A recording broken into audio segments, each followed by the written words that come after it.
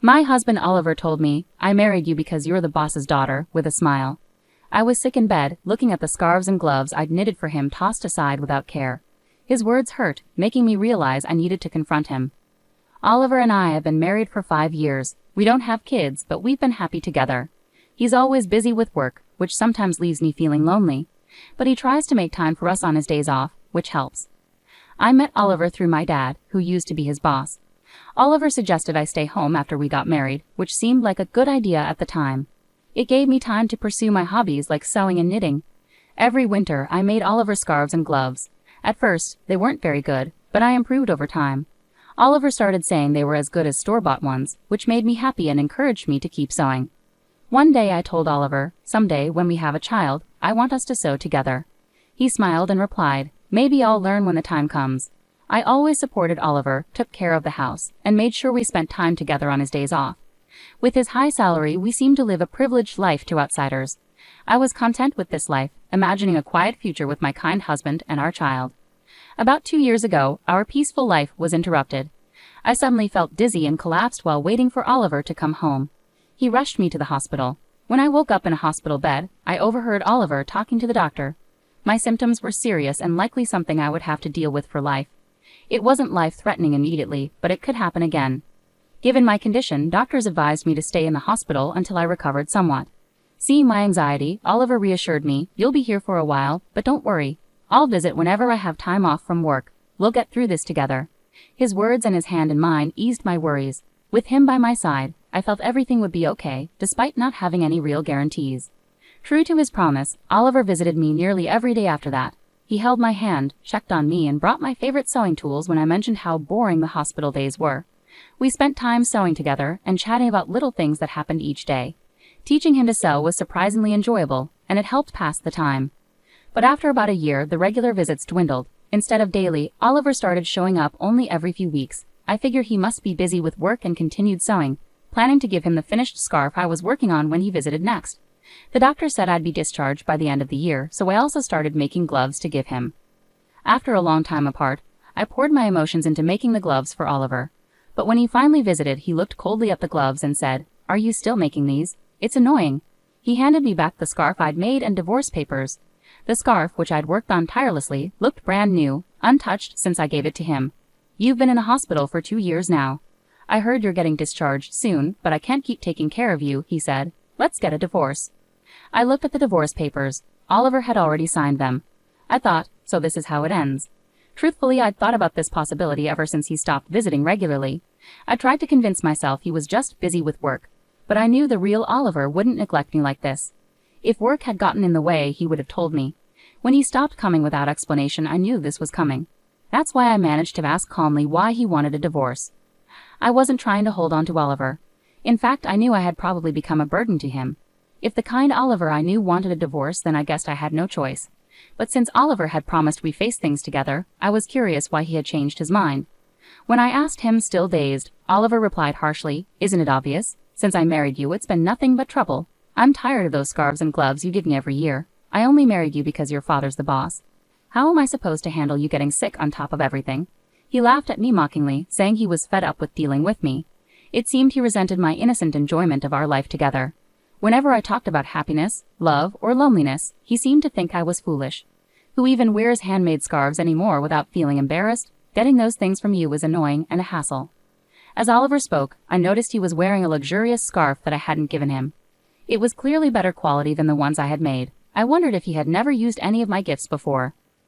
Perhaps they had always annoyed him, and I hadn't realized. After I got sick and my father retired, Oliver no longer had to pretend to care about me at work. Having a sick wife became a convenient excuse for him.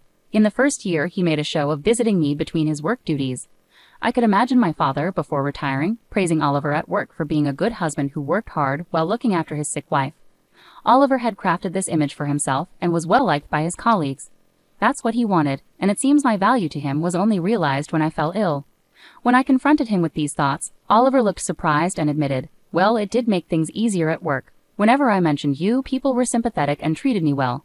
If I worked late, I was praised for being dedicated. If I needed a break, I just had to say my wife is, and that was enough." He said this without a hint of regret. He had cleverly used my illness to his advantage in ways I hadn't known. And as for my upcoming promotion, well, they may be idiots, but I owe it to your illness, he added. As I listened with my head bowed, I looked up when he finished speaking. Instead of the man I loved, I saw a cruel grin on his face. I realized this was his true self. Well, if I could be of some use, then that's good. We probably won't see each other again, so take care, I calmly said, returning the divorce papers to him. He took them without a second glance and swiftly left. That marked the end of our marriage, and I silently cried. After some time, I left the hospital and moved back in with my parents. When my father heard what had happened, he was outraged. I never expected him to be like that, he said. But I had already made my peace. I reassured my father and told him I wanted to stay with them. After tidying up the house, my parents understood and encouraged me to do what made me happy. For now, that meant living with them. Before moving back with my parents, I decided to visit our old house. But when we arrived, the front door lock was broken. Perplexed, we rang the doorbell and were met by a stranger. I asked him about it, and he told us he had bought the house a few months ago and was now living there happily with his family. My parents were furious, but I chose not to disturb the new residents and quietly left. Unable to leave it be, I called my husband right away. He casually replied, "Yeah, I sold it while you were in the hospital.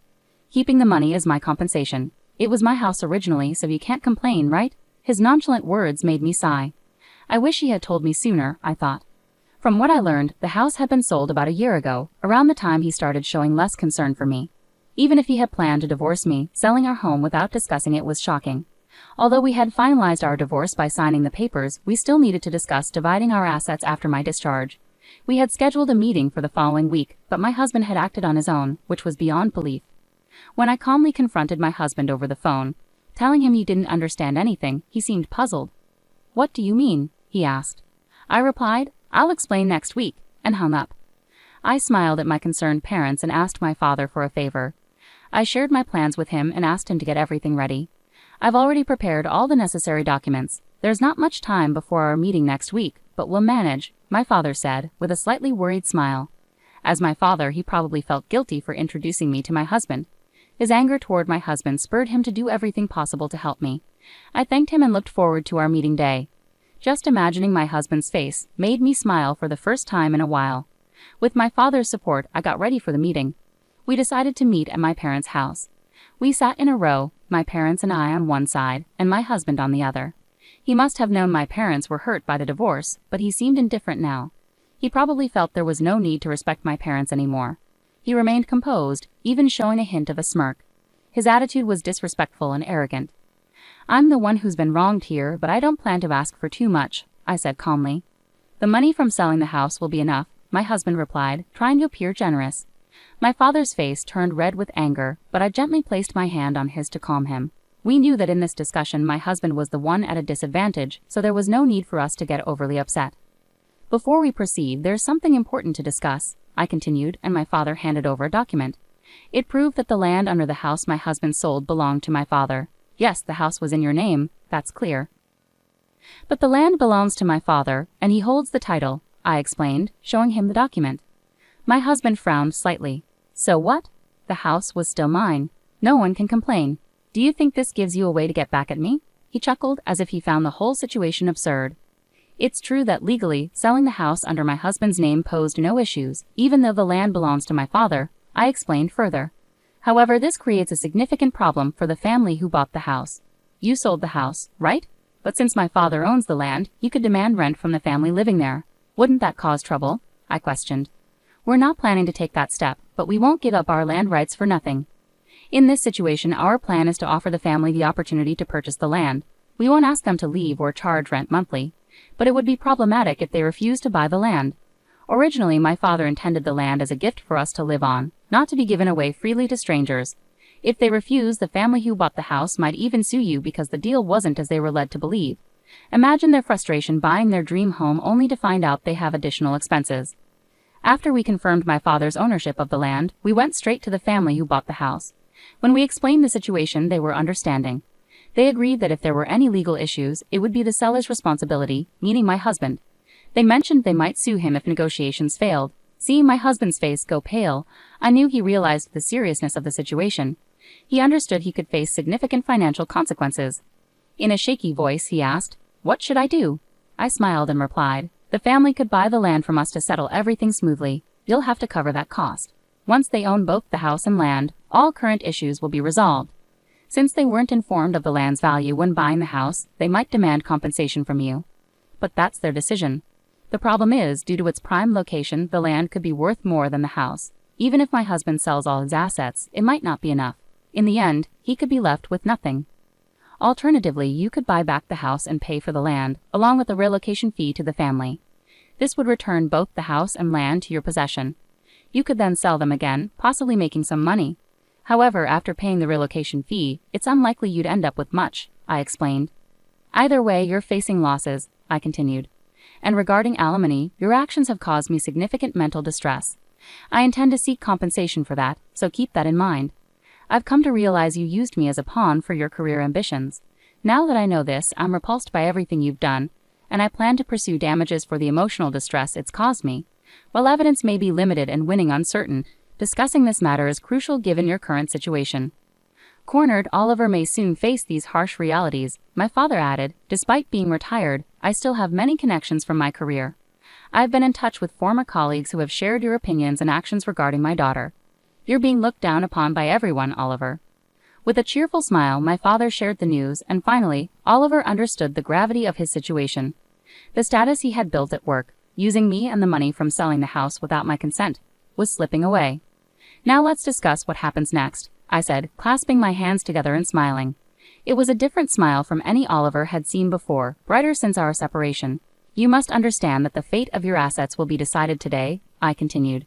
Drawn in by my words, Oliver could only manage a forced laugh, tears in his eyes. The negotiations favored me, and Oliver agreed to pay alimony. We also settled that Oliver would compensate for the land where the house stood, which we then explained to the family who bought our house. In the end, everyone benefited except Oliver, who lost everything. The rumors my father started spread through the company, causing Oliver to lose his status and halt his chances for promotion. As the rumors continued, Oliver found himself isolated, and eventually my father informed me that Oliver had resigned. It's tempting to see it all as karma, as gains made through exploitation are fragile. What Oliver thought he had achieved turned out to be fleeting. As for me, I'm living in my parents' home now and teaching sewing classes. My classes aren't packed, but I earn a decent income thanks to local participants like neighborhood women and children. Although I couldn't have children of my own, as I once mentioned to Oliver, I've discovered that sharing my passion brings me genuine happiness.